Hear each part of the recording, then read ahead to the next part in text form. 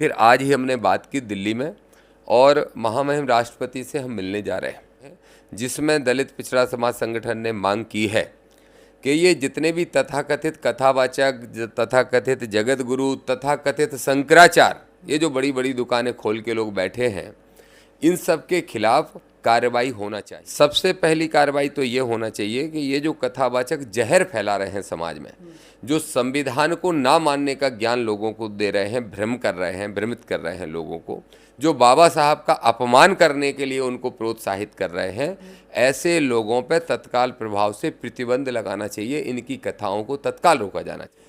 नमस्कार दोस्तों, एक बार फिर से स्वागत है आप सभी का भारत दस्तक के ऊपर। आज फिर एक बार हमारे साथ है दामोदर यादव जी। सर, आपका बहुत बहुत स्वागत है एक बार फिर से। बहुत बहुत धन्यवाद, बहुत बहुत धन्यवाद। और आपको इसके लिए भी बधाई कि आप मीडिया में निष्पक्षता से और बहुत बहादुरी से काम कर रहे हैं। इसके लिए आपको बहुत शुक्रिया। सर, हमारी जब पिछली बार बात हुई थी तो आपने बोला था मैंने आवेदन तो दे दिया है, लेकिन अब मैं इससे भी ज़्यादा कठोर कार्रवाई करने वाला हूँ। तो क्या वो कार्रवाई जो आपने भी करी है आपके संगठन ने? देखिए, आपने देखा था 17 तारीख को पेरियर साहब की जयंती के अवसर पर हम सब एकत्रित हुए थे और फिर हमने रामभद्राचार्य के खिलाफ एक शिकायत दी थी हमारे दलित पिछड़ा समाज संगठन ने। और कमिश्नर की तरफ से उनके प्रतिनिधि के रूप में जो एडिशनल कमिश्नर आए थे, उन्होंने ये वादा किया था पुलिस कमिश्नर ने कि हम 3 दिन के अंदर एफआईआर करेंगे। फिर अभी 4-5 दिन पहले पुनः कमिश्नर से और उन सब अधिकारियों से बात की गई, लेकिन सब एक दूसरे पर टालने का काम कर रहे हैं। मैं भी इस बात को समझता हूं कि जो व्यक्ति खुद कहता है कि नरेंद्र मोदी मेरे दोस्त हैं, तो जो प्रधानमंत्री को दोस्त कहता है, इन पुलिस वालों की हिम्मत नहीं कि उसके खिलाफ कार्रवाई कर पाएँ। इसलिए आज ही हमारे संगठन ने, सभी प्रमुख पदाधिकारियों ने कल तय किया, तो फिर आज ही हमने बात की दिल्ली में और महामहिम राष्ट्रपति से हम मिलने जा रहे हैं। हमने समय मांगा है, मुझे उम्मीद है कि अगले 2-4 दिन में हमारा समय फिक्स हो जाएगा और एक ज्ञापन आज ही हम रजिस्टर्ड यहाँ से उनको भेजने का काम कर रहे हैं, जिसमें दलित पिछड़ा समाज संगठन ने मांग की है कि ये जितने भी तथाकथित कथावाचक, तथाकथित जगत गुरु, तथाकथित शंकराचार्य, ये जो बड़ी बड़ी दुकानें खोल के लोग बैठे हैं, इन सब के खिलाफ कार्रवाई होना चाहिए।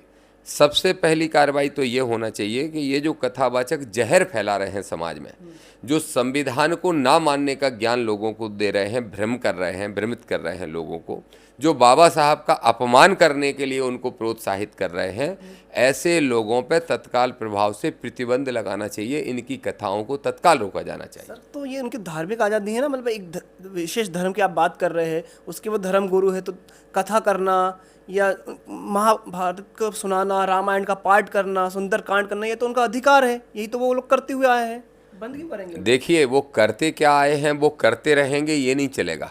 संवैधानिक प्रक्रिया के तहत क्या असंवैधानिक है वो नहीं हो सकता।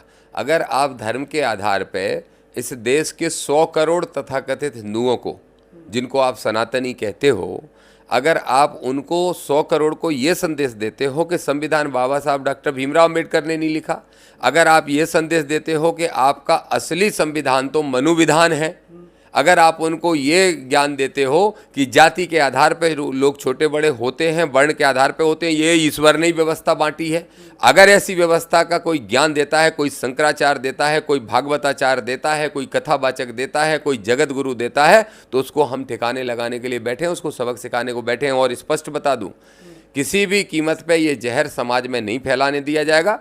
ये बाबा साहब के सपनों का देश है। सर, मुझे एक बात बताइए, जितने भी आम्बेडकरवादी हैं वो तो जाहिर सी बात है इस बात का विरोध करते हैं, लेकिन जितने मान लीजिए दूसरे संगठन के भी लोग हैं या फिर राइट विंग के लोग हैं, जब वो सरकारों में आते हैं तो सबसे पहले मोदी जी कह लीजिए तो वो संविधान का पाठ करते हैं, संविधान को पूजते हैं, उसका मतलब जाके उनके आगे सर झुकाते हैं और कहते हैं कि ये भारत चलेगा तो संविधान के हिसाब से चलेगा। लेकिन फिर मोदी जी खुद ऐसे बाबाओं पर प्रतिबंध क्यों नहीं लगाते? देखिए, अतिवादी लोग हैं इस दुनिया में मेरे भाई, न सिर्फ देश में, पूरी दुनिया में अभी ऐसे नेताओं का बोलबाला है, ऐसे राजनीतिक दलों का, ऐसे सामाजिक संगठनों का बोलबाला चल रहा है। ये कोई समय ऐसी परिस्थितियां बनी होंगी, लेकिन मैं ये मानता हूं कि इस देश के अंदर हम अगर सामाजिक न्याय की लड़ाई लड़ते हैं तो वो लड़ाई सिर्फ हम राजनीतिक स्वार्थों के लिए नहीं लड़ सकते, सिर्फ अपना चेहरा चमकाने के लिए नहीं लड़ सकते। अगर संविधान को खतरा हो तो वो खतरा चाहे फिर किसी भी धर्म के किसी भी धर्म गुरु के द्वारा हो, हमको उसके खिलाफ लड़ना पड़ेगा, इसलिए हम लड़ रहे हैं। उनकी सोच ही ये है, जिनकी सत्ता आज कई राज्यों में है, केंद्र में है, उनकी सोच है कि इस संविधान को खत्म करो, मनु विधान को लागू करो। मैं फिर पूछ रहा हूँ नरेंद्र मोदी जी, आप ओबीसी के नाते, पिछड़ा वर्ग के नाते अपने आप को कहते हो कि मैं साहू समाज में आता हूँ, जिस साहू समाज को गांव में पहले ये कहा जाता था, यादव को अगर सम्मान नहीं देते थे तो ये अहीर कहते थे, गुर्जर को सम्मान नहीं देते थे तो गूजर कहते थे, पाल बघेल को ये गड़रिया कहते थे, कुशवा को ये काछी कहते थे, एससी के भाइयों को क्या कहते थे वो असंवैधानिक शब्द है, मैं इसलिए नहीं कहूँगा, लेकिन साहू समाज को भी ये तेली कहते थे, तेली, तमोरी, पता नहीं क्या क्या शब्दों से उपयोग करते थे। और आज उसी समाज का व्यक्ति जब प्रधानमंत्री बन जाता है, उनको पता करना चाहिए उनके पुरखों की स्थिति क्या रही होगी इस समाज के अंदर, जब इसी मनुस्मृति और इन्हीं ग्रंथों में ये लिखा था कि इनको 12 बजे के पहले निकलने मत दो, वहीं तो ठहन हो जाएगी, अशुभ हो जाएगा। और ये निकल गए 12 बजे के पहले इस समाज के लोग, तो पूरा दिन हमारा खराब हो जाएगा। और इन्हें 12-1 बजे तक निकलने नहीं दिया जाता था, और जब ये निकलते थे तब भी मुंह छुपा के निकलते थे। आज जब ये प्रधानमंत्री बने हैं तो उसी मनुस्मृति, उसी मनुविधान, उसी कथाओं के आधार पर उन्हीं पुरानी रूढ़िवादी परंपराओं, गलत नियमों को लागू करना चाहते हैं। हम किसी कीमत पे नहीं होने देंगे, चाहे मोदी जी बने रहें, चाहे मोहन यादव जी बने रहें, हम आर पार की लड़ाई लड़के संघर्ष करेंगे और संविधान को बचाएंगे। सर ये बताइए, आपने अभी एक लेटर हेड बनाया है जिसमें महामहिम राष्ट्रपति जी को आपने ये लेटर भेजने वाले हैं, उनसे समय भी मांगा है, तो समय मांगकर आप क्या कहेंगे, आपको अगर समय मिल जाता है तो? देखिए, सीधी सी मांग है हमारी उस लेटर में। हमने 4 तथाकथित संतों के नाम लिखे। एक अकल का अंधा जो बाबा है, जो बाबा साहब को ही नहीं मानता, संविधान को नहीं मानता, और सिर्फ मनु विधान को मानता है, और ब्राह्मणों की बात करता है कि सिर्फ ब्राह्मण बनेंगे, और ब्राह्मणों में भी कुछ ब्राह्मणों को नीच बताता है। ये तो देखिए आप, वो कहता है फला फला फला ब्राह्मण बहुत नीच होते हैं।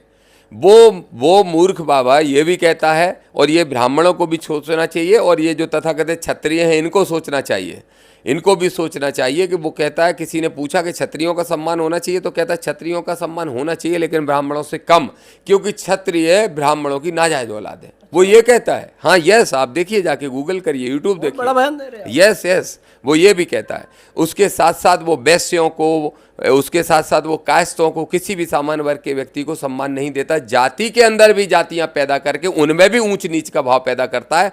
और हम लोग तो ठहरे उसके हिसाब से शूद्र, क्योंकि वर्ण तो 4 ही बनाए हैं उसके। मनु ने, जो उसके काका था मनु, जो 1500 साल पहले पैदा हुआ था, कोई बेवकूफ़ आदमी मनु, उसने 4 ही वर्ण बनाए हैं। पहला वर्ण बनाया ब्राह्मण, कहता है ब्रह्मा के मुख से पैदा हुए। फिर दूसरा वर्ण बनाया क्षत्रिय, बोले भुजाओं से पैदा हुए। तीसरा वर्ण बनाया वैश्य समाज का, जो बोलते हैं कि जंघाओं से पैदा हुए, और हम सबको बता दिया शूद्र। तो मैं पूछना चाहता हूँ उस मूर्ख से और इस सरकार से कि ऐसे मूर्ख आदमी को कब उसको मुंह बंद कराओगे, कब उस पर राष्ट्रद्रोह का मुकदमा चलाओगे। ये हमने मांग की है महामहिम राष्ट्रपति से कि रामभद्राचार्य पे। दूसरा उनका एक शिष्य है धीरेन्द्र शास्त्री, जो पर्चियां निकालता रहता है, बागेश्वर धाम जो, की बात कर रहे हैं। हाँ वो मैं धाम वाम नहीं जानता, मैं तो धीरेन्द्र को जानता हूँ। वो टीवी पे आता है, आजकल बीजेपी की तरफ से प्रायोजित व्यक्ति है वो, और बीजेपी का सबसे बड़ा प्रचारक है वो हिंदू राष्ट्र की बात करता है, वो खुद हिंदू राष्ट्र की बात करता है और अल्पसंख्यकों के प्रति नफरत फैलाने का काम करता है। हिंदू मुस्लिम सिख ईसाई के विचार पे ये धर्म चलता है, सब आपस में है, भाई भाई के विचार पे चलता है। वो कहते हैं नहीं सब अलग हो जाओ, इस राष्ट्र को हिंदू राष्ट्र बनाना है। मैं धीरेन्द्र को पूछना चाहता हूँ, धीरेन्द्र क्या तुम्हारी दुश्मनी है मुसलमानों से? और फिर मैं ऐसा राज खोल दूंगा तो बुरा लग जाएगा कि मुसलमानों से आपके क्या संबंध थे। तो कई बार हमने भी सुना है कि पारिवारिक संबंध है। जो भी हैं, मैं व्यक्तिगत पे किसी पे टिप्पणी नहीं करता, मैं सामाजिक मुद्दों पे टिप्पणी करता हूं। और उसमें मैं कहना चाहता हूं कि धीरेन्द्र पे भी तत्काल राष्ट्रद्रोह का मुकदमा हो और उसकी ये कथाएं बंद होना चाहिए। धीरेन्द्र की कथाएं बंद हो, वो अंधे बाबा की कथाएं बंद हो, अकल के अंधे की। उसके साथ साथ एक ये सीहोर का है, वो अंधविश्वास ही फैलाता रहता है। वो कहता है कि बेलपत्र चिपका के आ जाओ शंकर जी पे और आपके बच्चे पैदा हो जाएंगे, बच्चे आपके पास हो जाएंगे, चाहे एक भी घंटे ना पड़े हों, जबकि उसका खुद का बेटा फेल हो जाता है। ऐसे ही धीरेन्द्र के छोटे भाई पे एट्रोसिटी एक्ट लग जाता है, तब उसको नहीं बता पाता धीरेन्द्र पर्ची निकाल के मत जाना जाटवों से लड़ने के लिए। ऐसे ही एक बाबा और आजकल पैदा हो गया, वो अखिलेश यादव जी से जो टकरा गया था।